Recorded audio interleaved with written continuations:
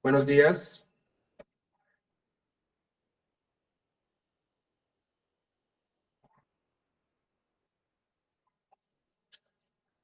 Buenos días. Dando continuidad a nuestro proceso de formación empresarial, la Corporación para el Desarrollo de la Seguridad Social, CODES, y su servidor, les damos la bienvenida a nuestro quinto webinar, Comité de Convivencia Laboral, Inteligencia Emocional, Comunicación Asertiva y Manejo de la Ira.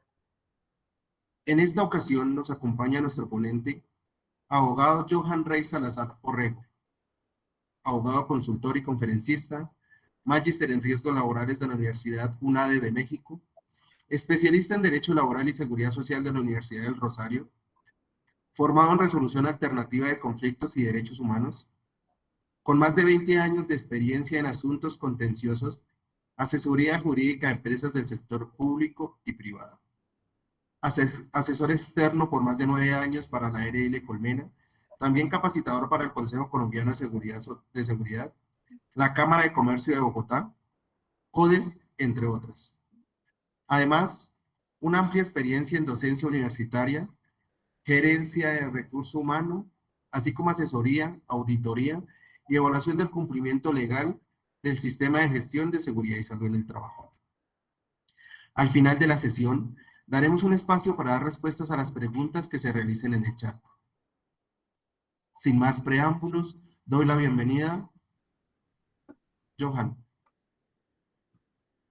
Muy buenos días, Julián, y muchas gracias. Muy buenos días a toda nuestra audiencia. Es un placer para mí haber sido invitado nuevamente a esta segunda sesión de este webinar que iniciamos ya hace 15 días en torno a los temas del Comité de Convivencia. Así que son todos bienvenidos. Me place estar aquí con ustedes. Espero que los siguientes minutos que vamos a compartir, la información que vamos a llevar a ustedes, sea de todo su interés y agrado.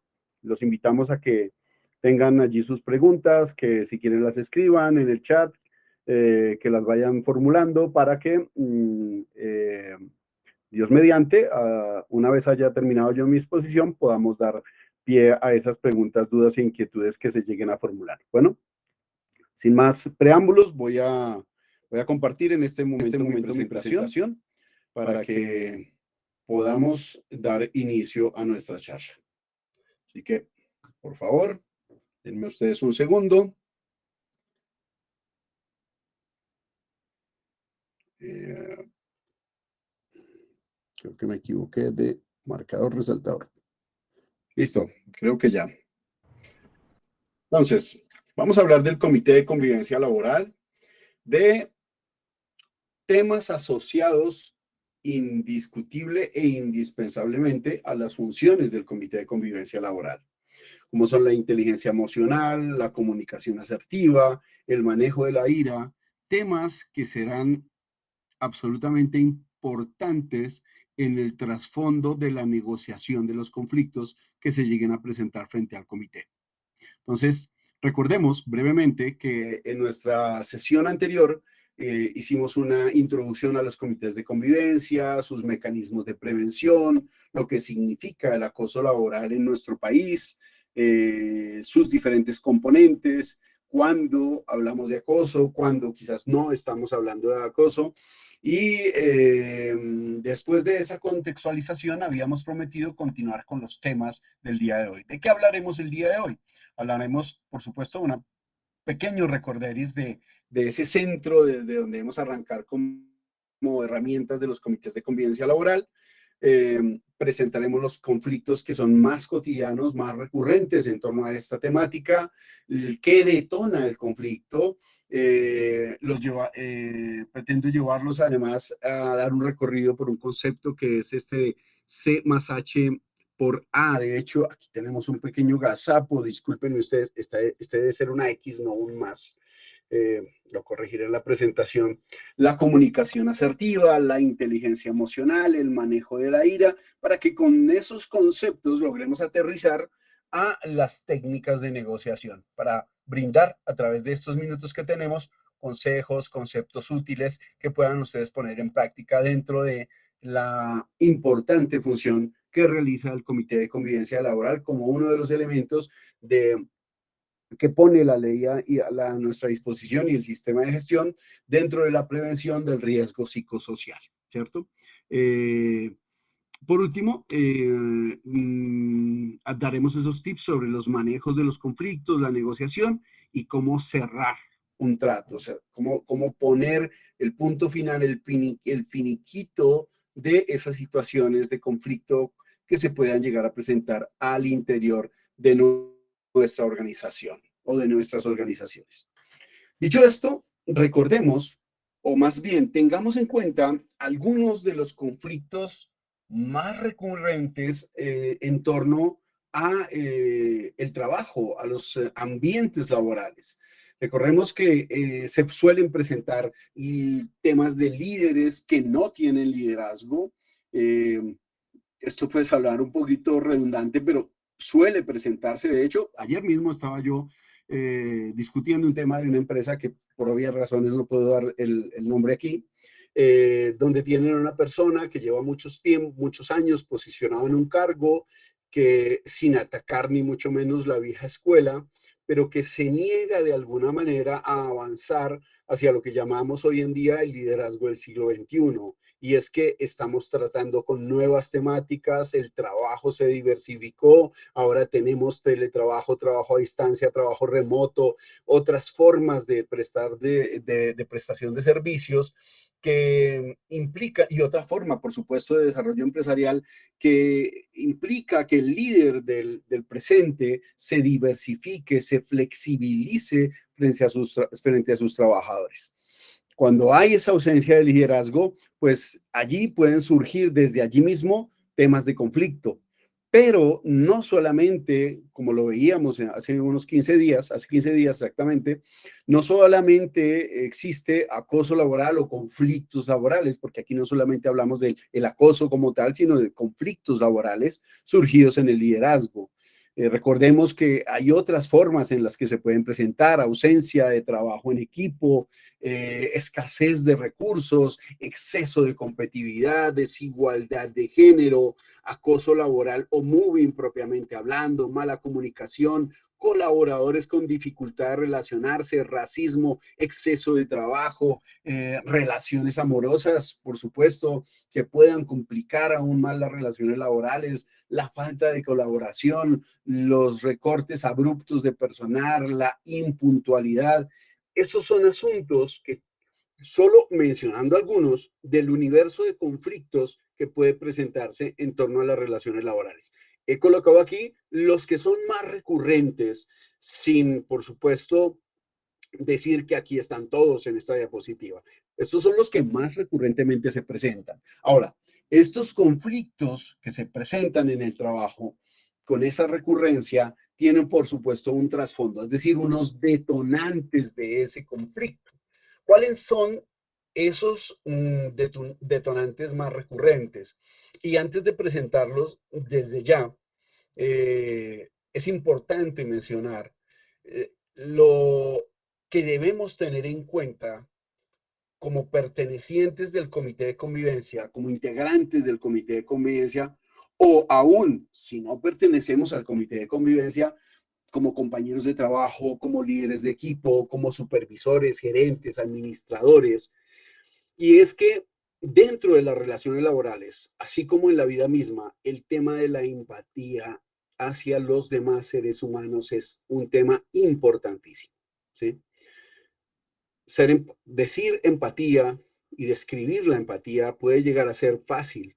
Ser empático puede costarnos un poquito más. Es un ejercicio de trabajo diario, porque si tenemos empatía, somos capaces de ponernos en los zapatos, en el vestido del otro, del compañero, del subordinado o inclusive hasta de nuestros propios jefes.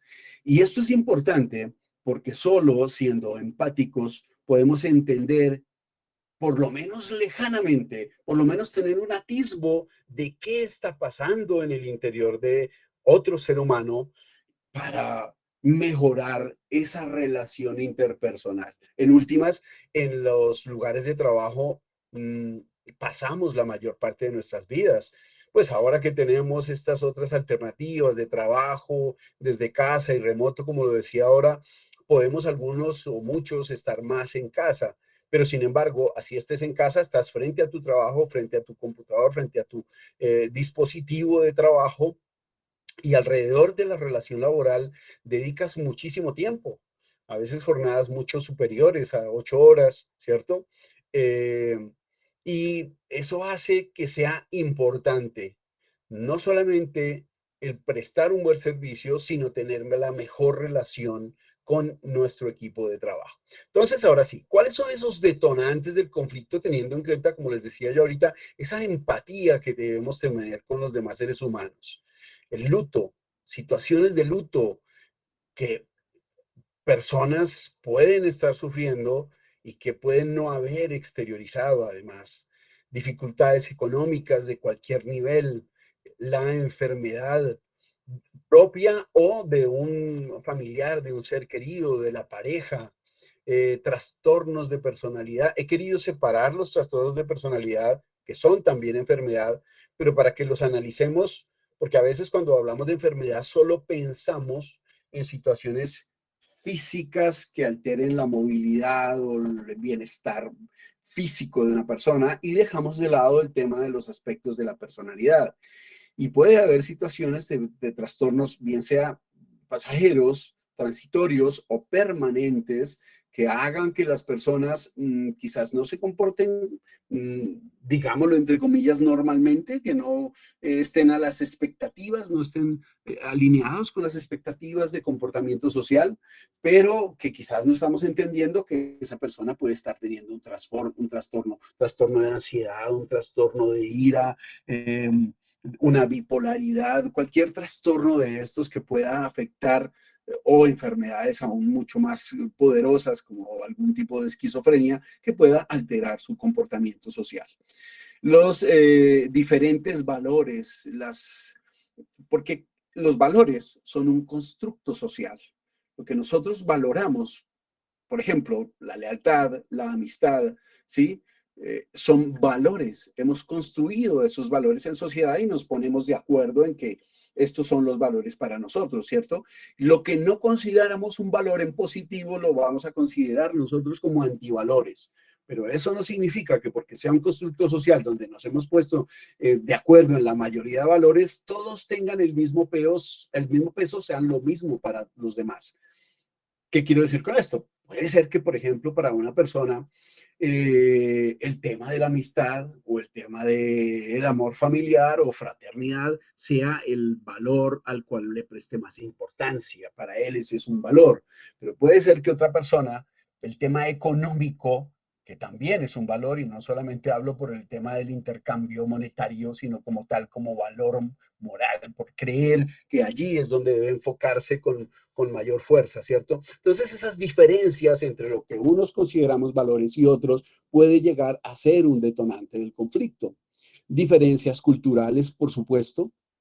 Nosotros vivimos en un país sin hablar de la interacción que ahora se hace cada vez más importante y más frecuente, de la interacción con otros ciudadanos de otras nacionalidades.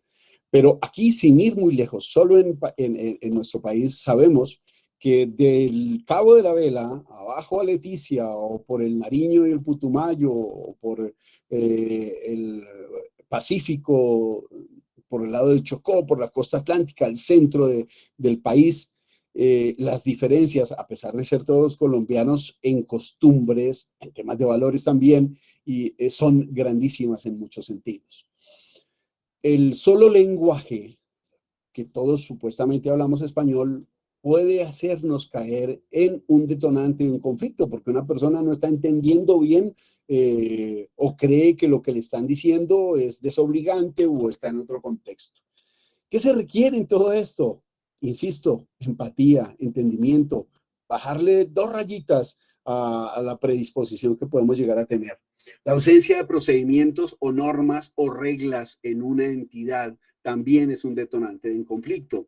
Y como estamos hablando del comité de convivencia, es importante mencionar, creo que lo mencioné hace 15 días, la importancia que tiene que tanto dentro de nuestro reglamento interno de trabajo esté considerado no copiado, no transcrita la ley 1010 al reglamento interno de trabajo, la resolución 652, porque eso no es para nada cercano a poder tener un procedimiento claro. Eso solo es una cita normativa que ni siquiera la exige la ley, ¿cierto? Lo que importa es que verdaderamente existan reglas, que existan reglas de comportamiento, prohibiciones expresas y también consideradas las sanciones que pueden llegar a ocurrir cuando personas transgreden esas normas de comportamiento en la institución. Y asimismo, los comités de convivencia deben tener su propio reglamento. Es increíble que hoy, a 2022, después de 10 años de existencia por mandato legal de la resolución 652, que ordenó que los comités comenzaran en el año 2012, aún hoy, 10 años después, uno vaya a organizaciones, no organizaciones nuevas, que ya llevan su tiempo caminando y se encuentre con que no está arreglado su comité, con que no hay un procedimiento claro, no saben en cuánto tiempo actuar, no saben qué puede ser, no, por ejemplo, no saben que ahora acaba de cambiar hace un mes el tema de la prescripción sobre el tema del acoso laboral, acaba de ser modificada por una legislación. Y bueno, el no tener esto en contexto y el no tener un reglamento propio como comité, pues por supuesto va a hacer que los procedimientos y las normas sean difusos y generen posiblemente también asimismo detonantes de conflicto como otro tipo de reglas al interior de la organización, así como la visibilidad misma del comité. Tristemente, debo decir que hay empresas todavía donde al parecer no hay comité de convivencia, o por lo menos para los trabajadores no existe ese comité, ¿cierto? Y es como tratando de ocultar que el trabajador vaya al comité quizás, o falta de atención a cómo debe desarrollarse esta normatividad. Y pues hay que mencionarlo acá, que recordar que esto trae serias consecuencias de responsabilidad legal de la institución. Claridad de rol. Es muy frecuentemente que ejerciendo la potestad subordinante del empleador, a veces en el afán de cumplir con metas, objetivos y servicio, las barreras en el rol de las personas se difuminen, se pierdan, ¿sí? Y entonces, si bien es cierto, debemos ser un poco flexibles en el trabajo para poder hacer las cosas de la mejor manera, eso no implica que perdamos el rol de que cada uno debe tener en una organización, porque esto puede ser un detonante del conflicto. Bueno, ahora, dicho lo anterior, habiendo revisado cuáles son esas causas más frecuentes y qué detonan esas causas, pues recordemos que los comités de convivencia son una medida preventiva de acoso laboral. Una medida, teniendo la organización otras. Esa medida, esos comités de convivencia, ¿qué requieren? Unas herramientas para la solución de conflictos, unas formas de procedimiento, una manera de actuar, ¿cierto? un escenario donde van a poder solucionar esos temas de conflicto, no solamente los temas que ya son acoso laboral, porque allí cometemos un craso error a veces en la interpretación de la ley, porque no solamente se llevan temas que ya sean acoso laboral. Al ser preventivo, lo que se busca es que se llegue a ello antes de que se convierta en acoso laboral. Si ya se convirtió, pues por supuesto que hay que tratarlo, pero lo que se busca es que lleguemos al comité antes de que se convierta en acoso laboral para poder ser verdaderamente una medida preventiva, ¿cierto? Entonces, ¿cuáles son esas herramientas que tenemos? ¿Cuáles son unas de esas herramientas? El manejo de la ira, que aprendamos a hacer control de la ira, la inteligencia emocional, la comunicación asertiva y las técnicas de negociación. Elementos importantísimos, destacables dentro de la charla que tenemos el día de hoy para el tema de, como herramienta, manejo de los conflictos que van a llegar ante el comité, ¿cierto?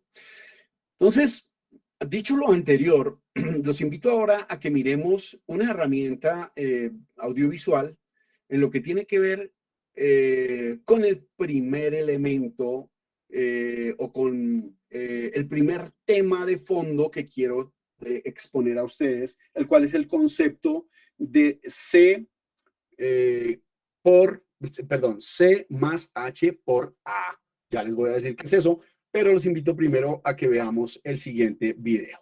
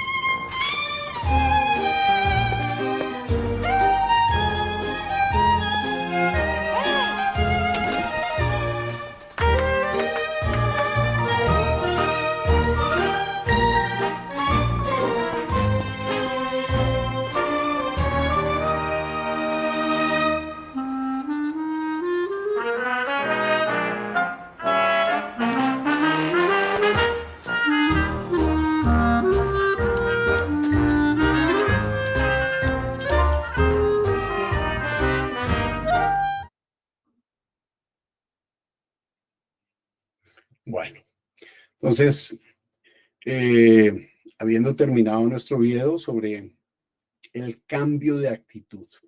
¿Por qué este tema del cambio de actitud? Esto nos lleva a que hablemos de este concepto que ha sido acuñado por el doctor Victor Coopers. ¿De qué habla el concepto de C más H por A? La C significa conocimiento, la H significa habilidad y la A significa actitud. ¿Cómo ha desarrollado el doctor Victor Coopers este concepto? El conocimiento es indudablemente importante alrededor de la actividad que realizamos. No nos contratan si no tuviéramos, por supuesto, el conocimiento que predicamos para realizar una actividad o trabajo, ¿cierto? Y eso suma. El conocimiento es importante. Ahora, ese conocimiento no sería nada si no tenemos habilidad para hacerlo. La H, habilidad, que también suma, ¿cierto? Conocimiento y habilidad para desarrollar ese conocimiento. Pero aquí es donde cambia el asunto con respecto al tema de la actitud. Y es que sin la correcta actitud, el conocimiento y la habilidad no serían nada. Nosotros solemos recordar a los seres humanos más por su actitud que por su habilidad o conocimiento al pasar de los años, al pasar del tiempo. Me gusta mencionar una anécdota que comenta el doctor Coppers alguna vez en que, y con la que estoy totalmente de acuerdo, nosotros cuando, por ejemplo, referenciamos a nuestra madre, imaginemos que estamos hablando de nuestra progenitora, no decimos, no, pues es que mi mamá tenía un gran conocimiento, tuvo 20, 30 años de experiencia criándome y tenía conocimiento y habilidades para hacerlo. Yo la recomiendo, ¿cierto? No nos referiríamos a ella en esos términos, hablaríamos de su actitud, de su amor, de su afecto, de su disposición para con nosotros, ¿cierto? Así, a veces, el conocimiento y la habilidad no hayan sido los mejores o haya tenido, como todos, altibajos por el camino. Es decir, insisto, el conocimiento es importante, por supuesto que sí. La habilidad es importante, pero la actitud multiplica, nos multiplica frente a los demás, nos hace ver de la manera correcta. Y un cambio de actitud en la empresa, un cambio de actitud con los compañeros, un cambio de actitud con los jefes inmediatos, un cambio de actitud entre todos va a ser determinante en un mejor desarrollo laboral, en un mejor desenvolvimiento en nuestros ámbitos de trabajo. Ahora dicho esto, vamos al tema del manejo de la ira. La ira es el momento en que nuestras emociones se desbordan de nosotros. Cuando hemos dejado que nuestro mundo interior se externalice, pero de la peor manera. Porque no es que nuestro mundo interior no deba aflorar, que no podamos hablar de nuestros sentimientos, de nuestras molestias. El problema es que los dejemos desbordar inadecuadamente. Y para eso tenemos que entender, en cuanto al tema del manejo de la ira, que nuestra interacción social genera una acción-reacción, genera esas situaciones endógenas del individuo cuando explotan de manera inadecuada, exógenamente, es decir, afuera, van a crear unas consecuencias. Lo que yo hago a los demás va a tener una repercusión del ambiente hacia mí, ¿cierto? Entonces, el tema del manejo de la ira debemos entenderlo como la necesidad de que nuestra interacción social sea de la manera adecuada para evitar esas consecuencias negativas con nuestro entorno. Para llegar a un correcto manejo de nuestras emociones para aquellas personas que tienden a explotar en el momento inadecuado, que no saben catalizar sus emociones de la manera más prudente, es un paso importante entender que necesitamos habilidad, desarrollar las habilidades para exponer nuestras opiniones, nuestros comentarios de la manera más respetuosa, que podamos tomar ese paso atrás antes de la explosión. Ese no es un chiste. Yo lo creía que lo era cuando era muy joven, ese cuente hasta 10, si no es suficiente, cuente hasta 100, si no es suficiente, cuente hasta 1000, porque tendemos a veces a explotar, a quemarropa. Te dijeron algo y hay que contestar ya, y eso no es verdad. No significa que cuando te dicen algo que es ofensivo, tengas que contestar inmediatamente. Puedes tomarte unos instantes, unos momentos para la reflexión, ¿sí? Para hacer una introspección sobre la situación que te está golpeando y no responder a quemarropa, ¿cierto? Para poder que cuando tengas que responder puedas evitar la posibilidad de generar un conflicto por haber contestado de la manera inapropiada, por haber aflorado tus sentimientos no de la mejor manera. Yo siempre, o más bien, recordemos aquel refrán de que la palabra maldicha es como la leche derramada, ¿cierto? Ya después no la puedes recoger. Eres dueño de lo que callas y esclavo de lo que dices, ¿cierto?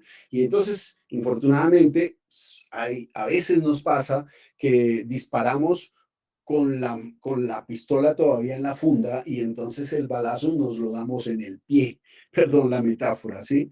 Entonces, ¿a qué nos invita esto? El control de la ira es encontrar a través de la comunicación asertiva una forma de comunicar las cosas de una mejor manera sin necesariamente herir o perjudicar a una persona.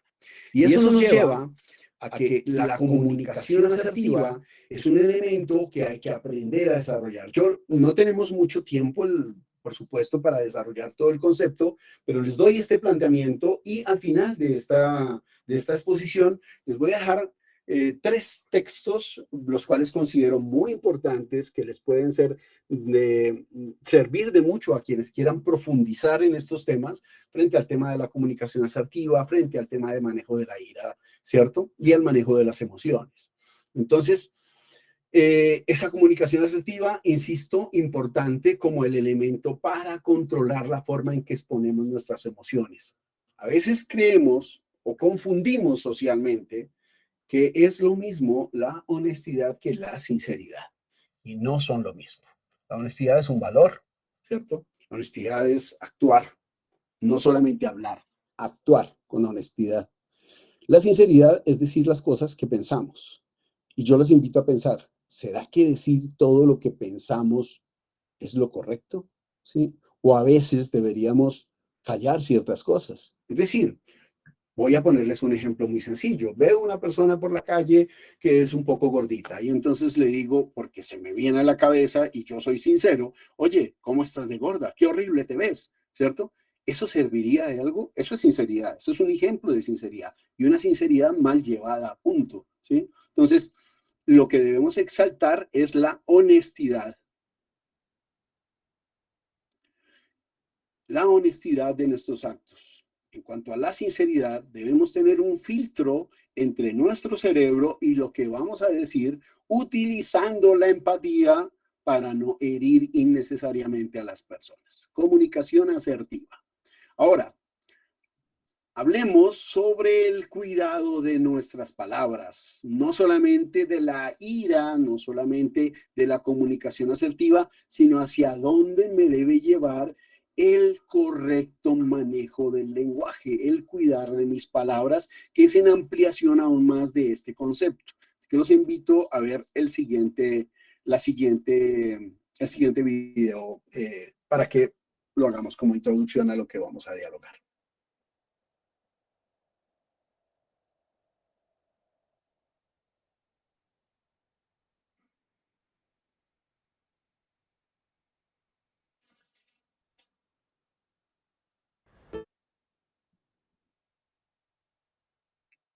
Bueno,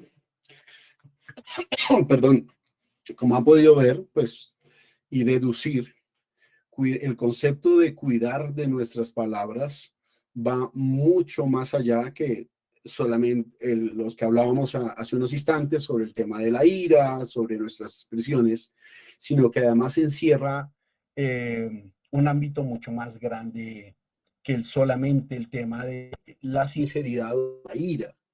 Si ustedes ven, como ustedes aprecian en el video, el señor tenía allí su cartelito que decía, soy ciego, no puedo ver, ayúdeme, ¿cierto? Y no recibía mucha ayuda y ella le ha cambiado el letrero a, es un hermoso día, lástima que yo no lo pueda ver, ¿cierto? Entonces eso sensibilizó y atrajo a las personas a ayudar al señor que estaba allí pidiendo ayuda en la calle. ¿Por qué he elegido este video? Porque es precisamente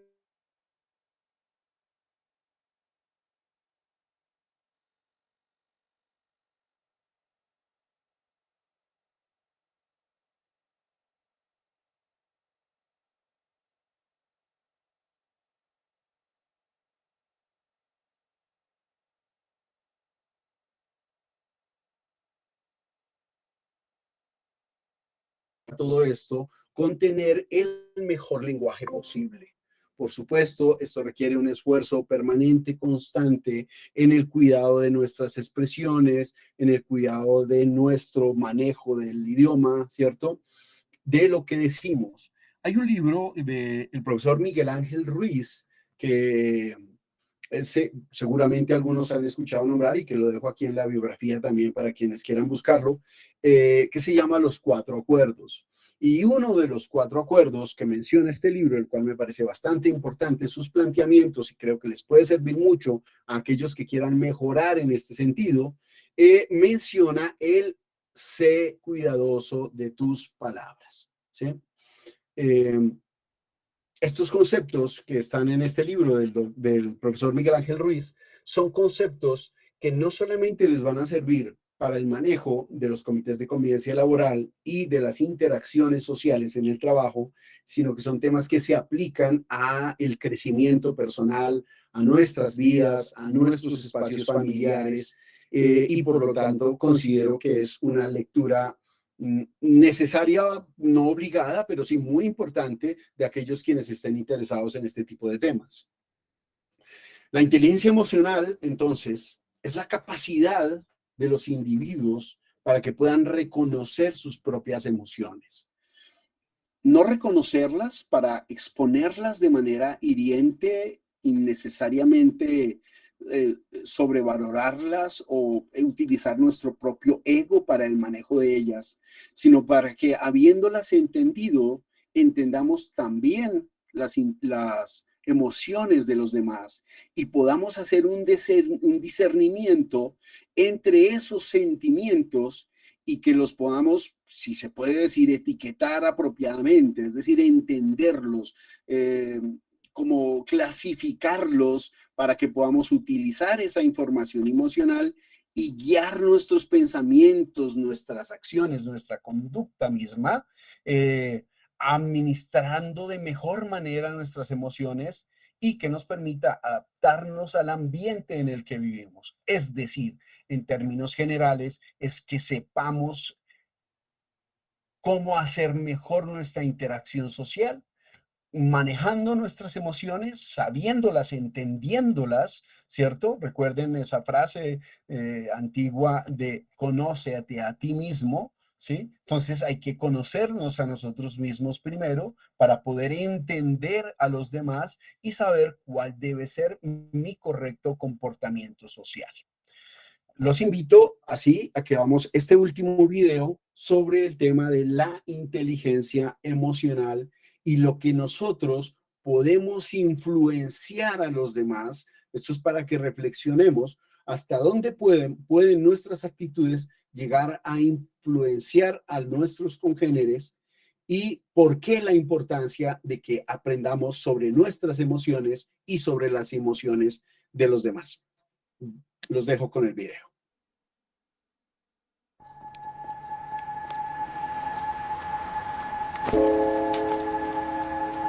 Vous pouvez pas dire pardon? Oui, bah ça va, vous avez qu'à regarder où vous allez aussi.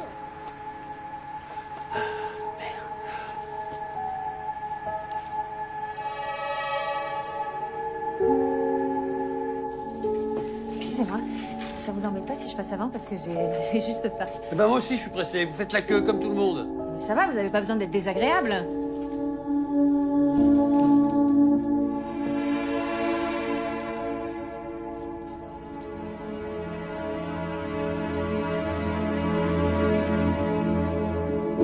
Les deux, monsieur. Moi, je prends un café, je pense. Mathieu, ça fait 3 fois que j'essaye de Je t'appeler. peux pas te parler, je suis au travail. J'ai besoin de te parler pour ce soir. Monsieur? Mademoiselle, si je vous sers. Attendez, déjà vous êtes sur une table de 4, vous pouvez pas aller sur une table de 2? Non, mais c'est pour être proche du chauffage. C'est pas possible. Monsieur, il y a personne. Non! Vous comprenez ce que je dis? Monsieur, il y a personne. Bon, viens, on bouge.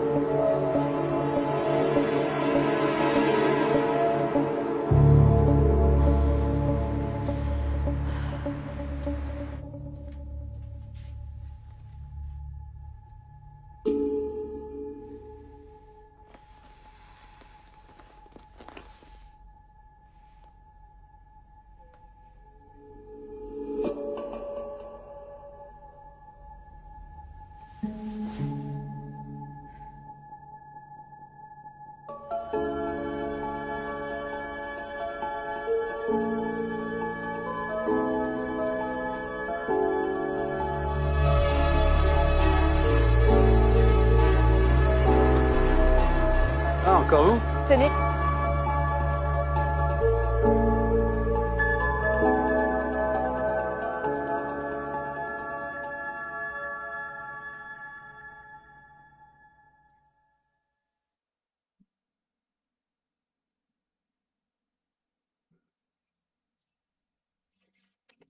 Bueno, visto entonces el video, eh, insisto, es mejor una imagen que 100 palabras.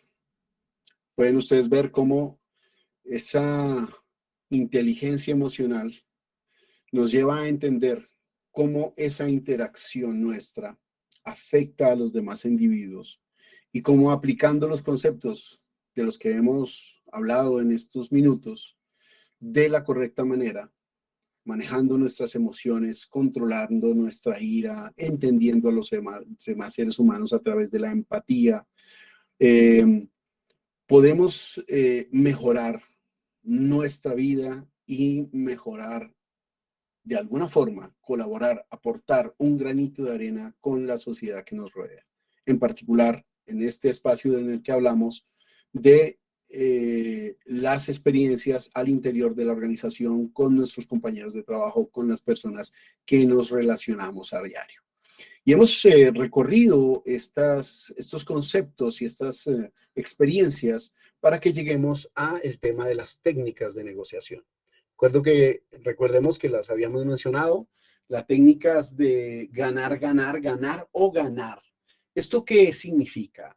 Tenemos que entender que así como nosotros vamos a tener una técnica de negociación en un conflicto, muy seguramente las personas que están en el conflicto, así no lo sepan, tienen su propia técnica.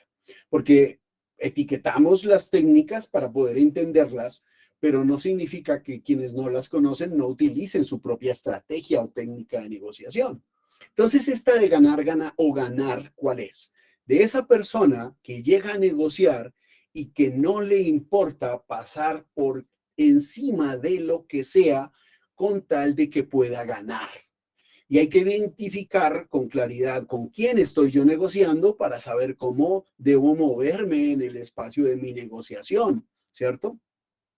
Recordando entonces, por supuesto, que pasos previos a sentarme y a identificar el estilo de negociación de quien está frente a nosotros es la correcta postura, el correcto saludo a nuestra audiencia, el estar en contacto pleno con ellos, no distraerse con el teléfono, no permitir distracciones en el ambiente donde estamos desarrollando nuestra negociación, ¿cierto? Tratar si las personas llegan con algún ánimo caldeado o un poco elevado, pues llamarlos a la compostura, invitar a la tranquilidad, que el escenario en la medida de lo posible brinde esa pasividad que se requiere para entrar a la negociación de un conflicto. Imaginémonos que vamos a negociar y está un ruido, un taladro sonando en una pared, alguien está pintando, una persona está entrando y saliendo buscando información. Esas son cosas que no van a poder permitirnos tener el espacio correcto de negociación. Entonces, no solamente es nuestra técnica, también es el entorno del que nos estamos rodeando, nuestra postura corporal, nuestras manos al frente, no debajo de la mesa, nuestra mirada constante en contacto visual con las personas con las que estamos negociando, ¿cierto? Y la preparación. Recuerden, les mencioné hace 15 días, Amat Victoria Kuram, la victoria ama la preparación. Haber leído el tema, interesado en de qué se trata el conflicto, de qué es esa área de trabajo de la que me están hablando, cuáles son esas funciones que tienen esas personas, cuál es el rol que desempeñan. Entender el conflicto en su totalidad para que cuando yo me siente frente a estas personas no esté distraído apenas entendiendo cuál es el problema que me están trayendo porque ya lo tengo claro y entonces ahora mi enfoque puede ser en entenderlos, qué es lo que trae cada uno como forma de negociar, cómo están llegando a esta reunión de negociación y identificar, por supuesto, si acaso la intención es ganar a toda costa, ¿cierto? Habrá otras personas que quieran ganar, perder, es decir, que buscan que las otras personas que están allí en la audiencia pierdan lo que ellas van a buscar. No buscan ganar o ganar, sino que buscan que las demás personas pierdan, y solo cuando sientan que ellos perdieron, que perdió su contraparte, su rival, si se quiere entender de esa forma, entonces solo en ese momento entenderán que habrán ganado, ¿sí? Hay personas que tienen ese objetivo en mente. Hay otros que van con el objetivo de perder, perder, es decir, no importa que tengan que sacrificar sus propios intereses con tal de buscar que la otra persona haya perdido, ¿sí? No importa que tengan que terminar siendo despedidos, podría llegar hasta allá su pensamiento con tal de que la otra persona también lo sea, ¿sí? Entonces, eh, eh, insisto, es importante entender estos caracteres, estas formas, estas técnicas de negociación, estos estilos para saber poder conducir nuestra negociación de la mejor manera, para poder seducirlos, disuadirlos de la forma en que están enfrentando la negociación. Y por último, está la técnica de negociación llamada suma nula o suma cero, que ¿cuál es? Es la que yo creo, en la que yo creo que debemos enfocar, sobre todo cuando estamos hablando de estar dentro de un comité de convivencia laboral desde el ángulo del mismo comité, ¿cierto? Es decir, esas otras posturas pueden funcionar cuando estás yendo a negociar frente a en un conflicto, pero aquí está siendo el árbitro del conflicto, está siendo el mediador, el negociador, y la mejor técnica, la que te va a funcionar, es tratar con franqueza las situaciones, con profesionalidad, con mutuo respeto a las partes que están interviniendo, y que creas firmemente en que lo que se busca es la defensa de los intereses tanto de las personas que están allí reunidos como de la institución, ¿cierto? Porque para eso estás frente a la negociación que se está llevando a cabo. La suma no nula indica que lo que se busca a través del pacto es que todos ganen de alguna forma. Sé que han escuchado la expresión del mutuo sacrificio en una negociación, de que hay que perder para ganar y demás. Puede ser que no se necesite perder, puede ser que llevemos el concepto de ceder, no a perder, sino a ceder un poco para que no llevemos emocionalmente al cerebro de las demás personas el concepto de que están perdiendo, sino que simplemente están cediendo un poco. Obviamente, ese ceder no puede pasar por encima de derechos inalienables del ser humano, derechos fundamentales, de ese por entendido, sino que puedan ceder ciertos comportamientos, ciertas conductas que sean posibles, ¿sí?, de llevar a la mediación para que lleguemos a esa negociación perfecta, si se quiere, donde podemos hablar que concretamos una suma cero o suma no nula, ¿sí? Esa sería la ideal negociación. Entendamos que la negociación debe pasar por unas fases: preparación, exploración, propuesta, intercambio y acuerdo. ¿Cuáles son esas fases? ¿Cuál es la preparación? En la preparación me pregunto qué desea el otro. ¿Cuál es la prioridad de lo que esa persona desea en la negociación?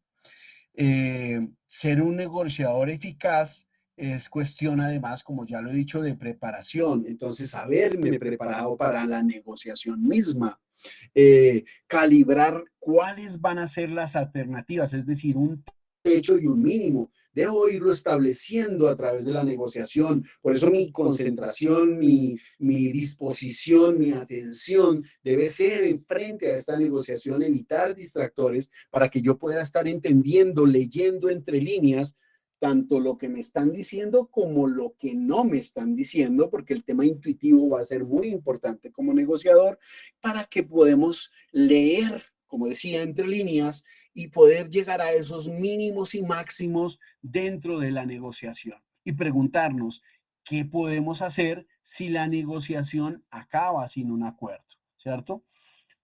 tanto preguntárnoslos a nosotros mismos como también que lo sepan, ¿por qué no las personas con las que estamos negociando? Démonos cuenta a dónde podríamos llegar innecesariamente si no llegamos a un acuerdo. Por supuesto que hay que saber en qué momentos puedo o no hablar de esas consecuencias, si se quiere, negativas de la negociación.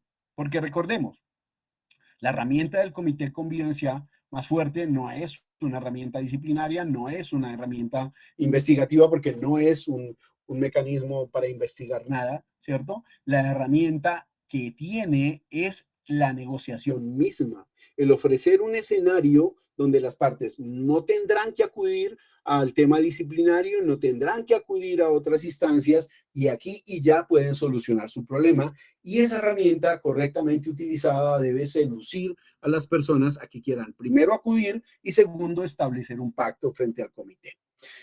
Es imposible saber cuándo aceptar una oferta final y cuándo abandonar o buscar otras opciones.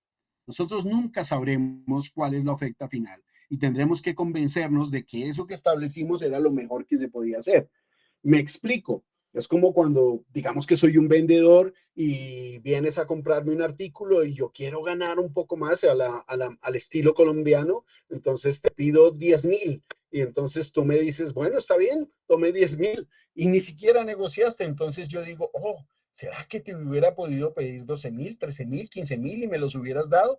Pues ya no hay cuándo, porque ya te cerraste el trato sobre los 10,000, ¿no? Es decir, esto para ejemplificar que nunca vas a poder saber si en una negociación podía cederse más o menos. Lo que determinaste en el pacto, eso fue lo que negociaste y tienes que estar tranquilo con esa decisión y no armarte líos con lo que pudo haber sido, porque en últimas nunca fue, ¿cierto?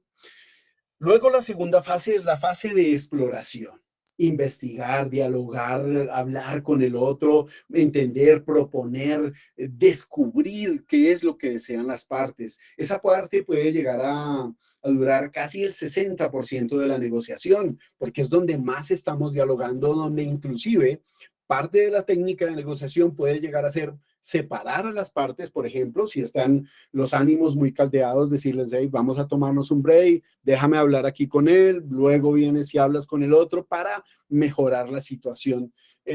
No hablar solo con uno, ¿no? No decirle, ven, voy a hablar con él y luego la otra persona que sienta que con él no hablaron y que quién sabe que estaban arreglando, sino que entiendan que estaban hablando por separado para lograr llegar a un acuerdo sensato, ¿cierto?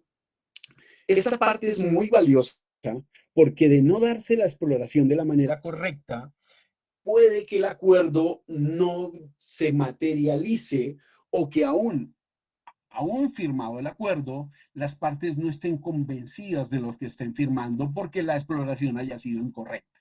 Así que no le restemos importante a esa fase de diálogo, de exploración, que nos va a dar toda la información que va a ser necesaria para nuestro acuerdo final. ¿Listo? El diálogo en esas reuniones entonces va a poder permitir que afloren todos los puntos de vista, nos motive a dialogar, nos motive inclusive a analizarnos nosotros mismos cuál de nuestras propias conductas son las que están perjudicando esa relación en el trabajo, ese conflicto que se está presentando y que nos permita llegar a un punto de equilibrio, ¿sí? Insisto, calibrar mínimos y máximos aquí va a ser importante. ¿Listo? Ahora llega el tema de la propuesta. Ah, claro, no esta propuesta, ¿no? La propuesta, una propuesta que es una oferta provisional donde decimos, oye, ¿y por qué no manejamos? ¿Por qué no concedes esto? ¿Por qué no hacemos aquello? ¿Será posible que modifiquemos esto? ¿Será posible que modifiquemos aquello? La propuesta, estás tentando, estás aún más llevando la fase de la exploración, pero ya buscando la materialización. Entonces, digamos que el arranque fue la puesta en el vuelo, luego llegaste arriba, ¿cierto? A través de la exploración, estabas explorando y la propuesta es cuando estás aterrizando. Estás aterrizando todas esas cositas, estás empezando a aterrizar y para poder aterrizar, pues te decían alistar los alerones, el viento y aquí lo que estás haciendo es eso, mirando hacia dónde estás llegando y si será posible que esta propuesta sea aceptada y qué ajustes puedes hacer por el camino. Recordemos siempre que vamos a estar negociando hasta el último momento.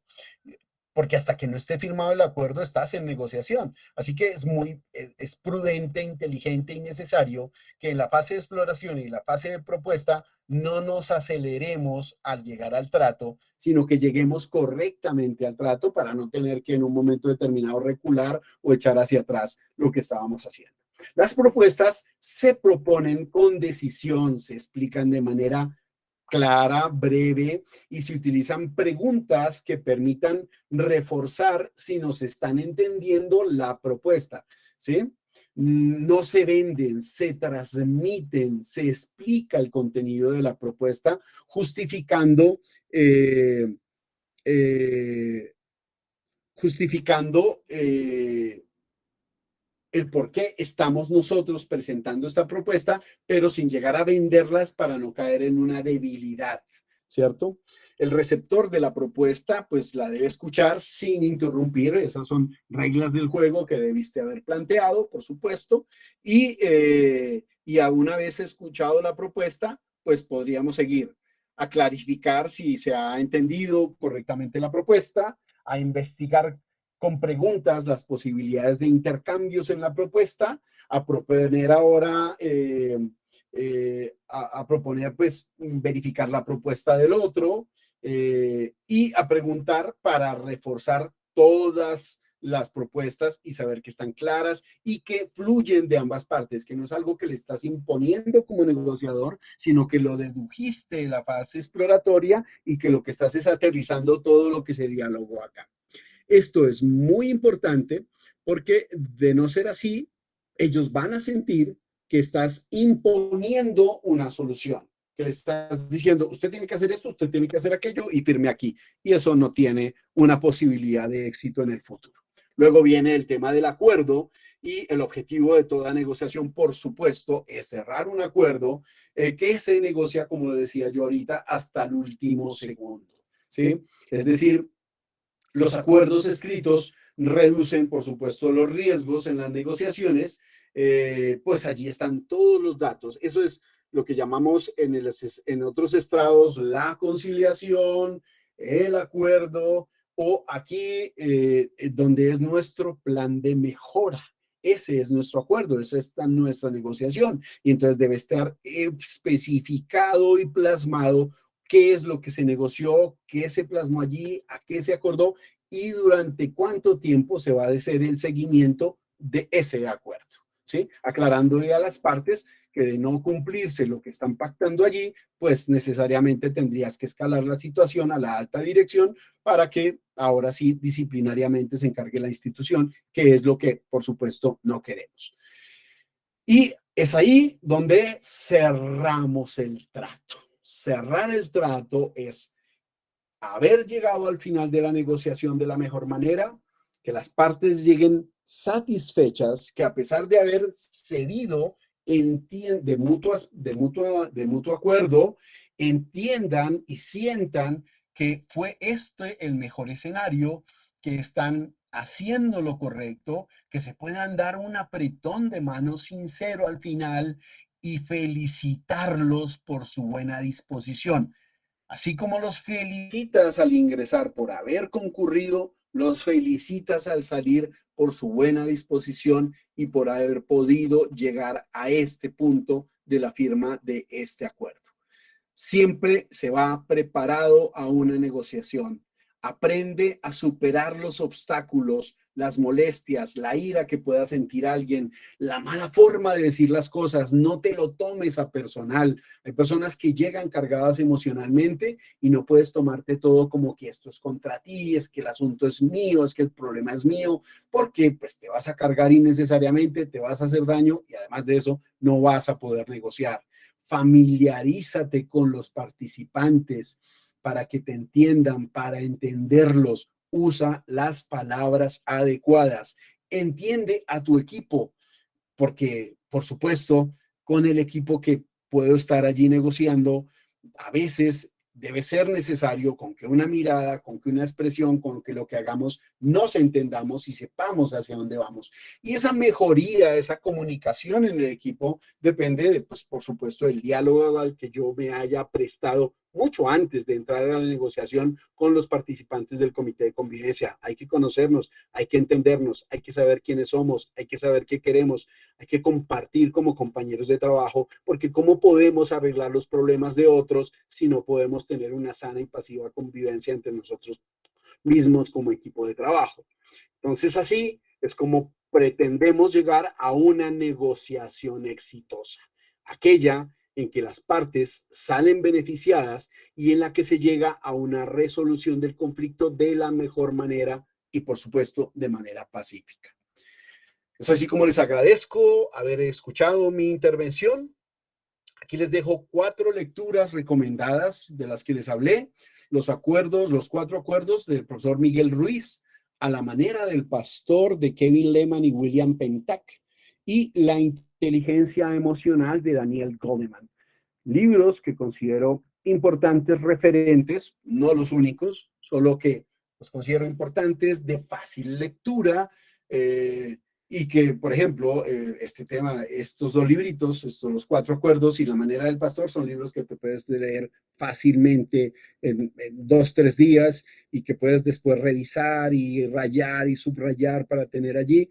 El de inteligencia emocional es un libro un texto un poco más completo, pero que igual te puede servir muchísimo en los ámbitos de la negociación. Me parecen 3 libros, 3 lecturas recomendables como abrebocas para las personas que quieren trabajar en estos temas. Les agradezco mucho por su participación, por haberme escuchado, y los invito en este momento a que, si a bien tengan, pues formulen las preguntas o inquietudes que ustedes estimen convenientes. Johan, muchas gracias. Excelente ponencia. Como siempre, la forma práctica de abordar los temas ayudan a que incluso sea mucho más claro la forma de entender cada una de estas temáticas propuestas. A todos los asistentes les agradecemos su participación. Procedo a leer las preguntas que tenemos en los diferentes chats y dice, la primera, Johan. Durante la charla se mencionó que el acoso caduca en un mes por una nueva norma. Por favor, ¿nos puede indicar a qué se refiere y cuál es esa norma? Bueno. No sé si mencioné un mes, si fue así, luego me disculpen, no es un mes, son 3 años.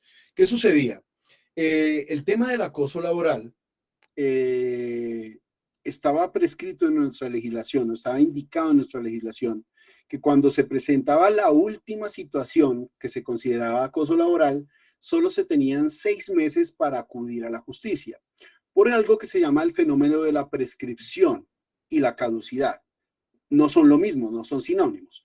La prescripción es que tu derecho prescribe en 6 meses. Al prescribir en 6 meses, si tú presentas una acción pasados esos 6 meses, en el caso en que estaba contemplada la norma, el juez debe declarar la caducidad de la acción. Es decir, prescrito el derecho, caduca la acción. Y esa prescripción era de 6 meses para los temas de acoso laboral, así fue establecido desde el inicio. Sin embargo, y eso sí, perdónenme, voy a mirar si alcanzo aquí a buscar el número de la norma, porque esa no me la sé de memoria, es muy reciente, pero hay una reciente norma en la que se habla, a ver, yo la busco acá, se ajustó la caducidad, la prescripción de los temas de acoso laboral, y esa prescripción se ajustó a 3 años, con lo cual, digámoslo, se homologó con la prescripción ordinaria del derecho laboral. Las acciones del derecho laboral en tema general prescriben a los 3 años de haberse terminado una relación laboral, de haberse presentado un conflicto. Pero el tema del acoso laboral estaba por fuera de esa norma, tenía 6 meses. Entonces, lo que ha hecho esta normatividad es ajustar los tiempos para que ahora prescriban en el mismo tiempo de las acciones laborales, es decir, 3 años. ¿A partir de cuándo? De la última ocasión en que ocurrió el acoso laboral. ¿Sí? Son 3 años. Ya les voy a buscar, mientras lees la pregunta, voy a buscarles la normativa para podérsela citar eventualmente. Listo, Johan. Siguiente pregunta. ¿Qué debe hacer una organización cuando se presenta una queja? Hay un acuerdo, pero tiempo después alguna de las partes no se siente conforme con el acuerdo. Perdón, ¿me repites la pregunta nuevamente? Listo. Pregunta: ¿qué debe hacer una organización o un comité de convivencia si, pasado un tiempo de haber hecho una negociación, alguna de las partes no se siente conforme con la negociación? Bueno, si una de las partes manifiesta algún acuerdo, una vez ha firmado el acuerdo es obligante para las partes, ¿no? Eso es una ley de los pactos, de los convenios, el acuerdo es ley para las partes. Si manifiesta que no tiene un acuerdo, que no está cómodo con la situación, pues lo primero sería preguntarle cuáles son los motivos de esa discordancia. Si no han generado nuevos motivos, si no es que han cambiado las circunstancias, se ha transgredido el acuerdo, pues tú tienes un acuerdo que debes invitarlo a que cumpla y al entendimiento de por qué se firmó el acuerdo. Si llegan a surgir nuevas circunstancias, si el acuerdo no se ha cumplido, si él manifiesta que fue injusto, pues habría que, infortunadamente, allí no tenemos una legislación más precisa al respecto, ahí podría ser un espacio gris en la norma un poco, pero habría que sentarse a conversar y a negociar de ser posible, porque recordemos que lo otro que te queda, si la parte se declara en abierto desconocimiento del acuerdo, no querer negociar, no querer dar cumplimiento, pues el comité de convivencia tiene que escalar la situación a la alta dirección. Eso es lo que indica la resolución 652. No quiere cumplir el acuerdo, no se cumplió el acuerdo, escala a la alta dirección, conservando el derecho a la intimidad de esas negociaciones, la reserva de la información. Solo podrá decirle a la alta dirección: mira, aquí le envío estas 2 personas o 3 personas que tienen un conflicto, que se mantiene en el tiempo a pesar de que se firmó un acuerdo, para que la alta dirección ahora pues asuma la competencia que la ley le ha indicado. Gracias, Johan. Quiero recordarles a los asistentes que al momento de diligenciar la inscripción, se les va a enviar las memorias y también el certificado de asistencia y participación. La última pregunta, Johan, y dice: si los representantes directos de la empresa no se encuentran de acuerdo y utilizan de alguna forma su cargo para no aplicar soluciones efectivas, ¿cómo se debe tratar el tema? Si en un momento determinado una situación de acoso laboral no puede ser solucionada al interior de la organización, si infortunadamente no se logra a través del comité, a través de los directivos, y no hay forma, lo único que te queda es acudir al Ministerio del Trabajo y a la justicia ordinaria. En el caso de las entidades privadas, si son entidades estatales, pues está por el momento la Procuraduría General de la Nación, como está establecida hasta el momento. Perfecto, Johan. Solamente quedaría darles claridad sobre la norma que mencionabas. Sí, y estaba buscando. Ya proceder también a dar el cierre del webinar, en aras también del cumplimiento de la asistencia y participación. Yo les voy a pedir, me disculpen. Ya, creo que ya la encontré. Ya la encontré. Por la cual se modifica el artículo 18 de la ley 1010. Iba a tener que pedir perdón porque no la encontraba, pero ya la encontré.